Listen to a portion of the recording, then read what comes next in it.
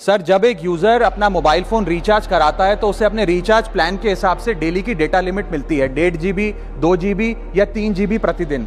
लेकिन ये डेली की डेटा लिमिट जो होती है रात 12 बजे समाप्त हो जाती है, जैसे ही दिन खत्म होता है, और ये अनयूज डेटा जो है ये फोरफिट हो जाता है, ये अगले दिन रोल ओवर या नेक्स्ट डे कैरी फॉरवर्ड नहीं होता है। कंज्यूमर से पैसा तो पूरे डेटा का लिया जाता है, लेकिन ये अनयूज डेटा, जो बचा हुआ डेटा होता है, ये एक्सपायर हो जाता है जैसे दिन समाप्त होता है। सर, फर्ज करिए कि महीने की शुरुआत में आपने अपनी गाड़ी में 20 लीटर पेट्रोल भरवाया, महीने के अंत तक 15 लीटर पेट्रोल कंज्यूम हो गया, 5 लीटर बच गया, तो क्या महीने के अंत पर पेट्रोल पंप वाला आकर आपको कहता है कि 5 लीटर पेट्रोल वापस कर दो क्योंकि उसकी वैलिडिटी समाप्त हो गई? नहीं, क्योंकि आपने पैसा पूरे 20 लीटर का दिया है। ठीक इसी तरह जितने डेटा का पैसा हमसे लिया जाता है उतना डेटा हमें यूज करने दिया जाए, वो एक्सपायर ना हो। ये हमारे मेहनत के पैसे से खरीदा गया डेटा है। और सर, चालाकी देखिए, आजकल के रिचार्ज प्लान्स में डेली की डेटा लिमिट होती है, मंथली की डेटा लिमिट नहीं होती, क्योंकि मंथली की डेटा लिमिट के अंदर मैक्सिमम डेटा की खपत का कंज्यूम करने की प्रोबेबिलिटी यानी कि संभावना ज्यादा होती है। एक महीने के भीतर या मान लीजिए 4-7 दिन कोई व्यक्ति व्यस्त है या बीमार है,